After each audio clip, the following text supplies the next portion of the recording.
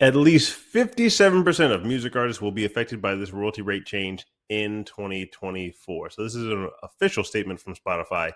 Starting in early 2024, tracks must have reached at least 1,000 streams in the previous 12 months in order to generate recorded royalties. So, this is for every single track you have in your library. If it doesn't have at least 1,000 streams in the previous 12 months, this is a trailing 12 months, then it will not generate any recorded royalties from Spotify. So, if you do some simple math, this is stats by Spotify as well.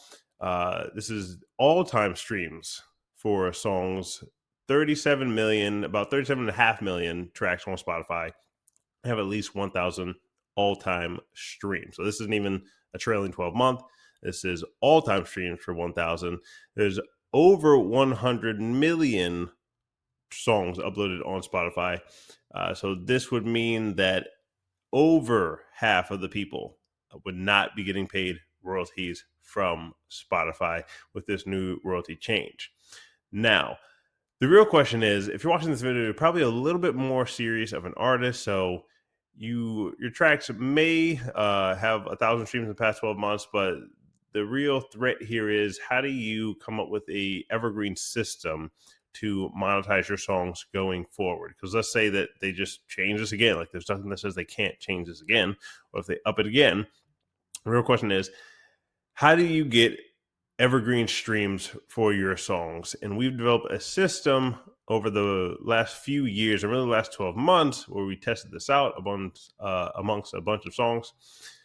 So, as you'll see here inside of our Spotify for Artists, this is one of the songs we signed from an artist. This is called Dancing in the Crowd. You can go look it up. But right now, at the time of this recording, has over 1.4 million streams. And really, the bulk of those streams are coming from listeners' own playlists and library and your profile and catalog.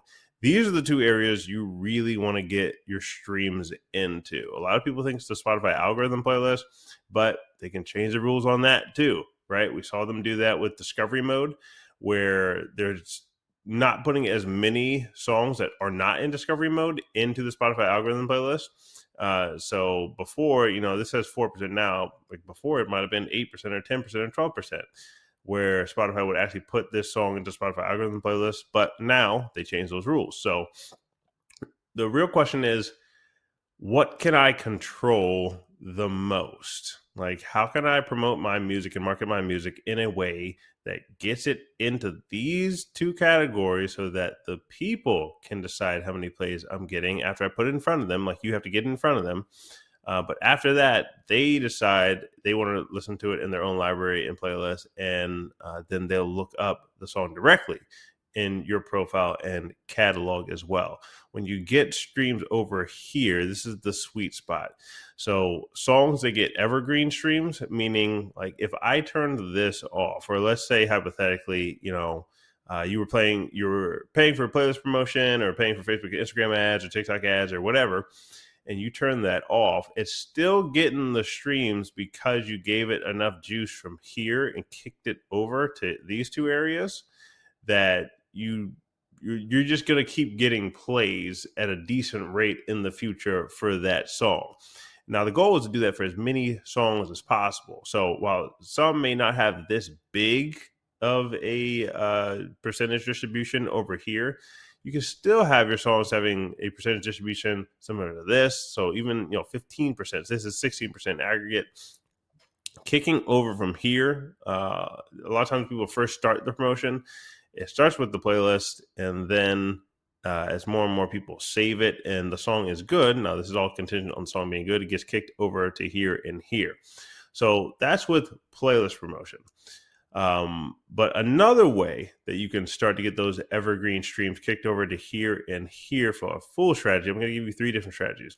The first one is really basic. That's just, putting your song into a bunch of different playlists. And then as people save the song, they add to their own library, and they start to search that song in your profile and catalog. The second method here of getting evergreen streams so that you can have them in these two categories for the long haul would be lifetime pre-saves. So, how if you make a smart link on ToneDen or, one of these other sites, or they have in the free links on like DistroKid and TuneCore and Lander, like wherever you distribute your music, They have the free pre-saved links you can give out for every new release. The problem with those is that every single time you come out with a release, then you have to give your fans that new pre-save link. And trying to get fans to pre-save every single link just is it's not feasible. It's not going to happen. So with these links, they're lifetime pre-saved links, meaning if I just drive traffic to this once, then we could see these different packages here. If I drive traffic to it one time, then they're going to pre-save every future release that I have, as well as with some of the packages get a email as soon as that song is released as well, so that they can go play it. So it'll already be pre-saved in their library, but then they'll automatically get these emails on release date. We know Spotify doesn't really have a feature like that built in, and trying to get everybody to see every new release that comes out on social media, you're fighting against a lot of traffic there. So the less traffic you can fight against, there's millions of posts and videos per day uploaded to YouTube and Instagram and TikTok and everything. The less traffic you can fight against by getting inside of their inbox and then getting inside of their Spotify library straight away, the better off you are. So there is a free plan. It does not come with the emails on release day, but fans can still have the pre-saved link and still have it pre-saved into their library. Only on Spotify. With the paid plans on our website, you can get Apple Music too, as well as if you're more serious about it and you want to do ads like Facebook and Instagram ads, and you have your own domain name, then this, the higher plans are for more serious artists that really want to test out this and really drive that traffic so that they can start to get results more like this. Then we have some affordable paid plans as well. But those are all on the website. Now, let's take these. I said I was going to give you 3 strategies. That was the second one. The third one here, even more involved. Let's take these 2 over here, since you can have the custom domain integration and your Facebook pixels on this, so that you can start to measure your ad success. If you go over to the Facebook and Instagram ads, so a lot of you guys have probably tried to run ads.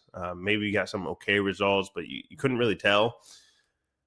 The first thing you want to do inside your Facebook, Instagram ads is always be measuring conversion. So a lot of times artists will be doing traffic ads or awareness ads or video view ads or things like that. That's really not something a indie artist should be messing with. It should be conversion ads, and you need to be able to track conversions on your own domain, meaning like you own your .com or .io, whatever it is. You have to own that in order to be able to track these things properly. Like trying to just do the traffic ads isn't going to get you the right results, because Facebook could just be throwing you garbage traffic. So doing it per lead, the strategy is going to be that you start to go with the lower cost countries first. So that'd be, and lower cost just means that Facebook and Instagram don't charge you as much to serve ads there. So a lot of Spanish speaking countries, Italian speaking countries, Turkish speaking, and then there are English places where they do speak English that you can throw in some countries too. And then you're just letting, like, you can see all the languages that all the speaking countries that we have over here. Put those all inside of different ad sets, and then let the Facebook, Instagram algorithm figure out which of these is going to get you the best cost per lead. And then after that, like after you have that data, you're going to see that inside of your Spotify for Artists. Like you're going to see the metric we're looking for here should be an overview. Yes, you're going to see your streams per listener inside of here, and that is a key metric, your saves and your streams per listener. So why these are key is because you want this number to be as high as possible. Like you should be driving people either to a lifetime pre-saved link where they save all your future releases, because you're trying to stretch your dollar here if you're going to do the Facebook and Instagram ads one, or to a playlist where you can have multiple songs on them. So like I said, this one is a bit more complicated, a bit more involved, but you're going to keep track of your metrics for the streams per listener.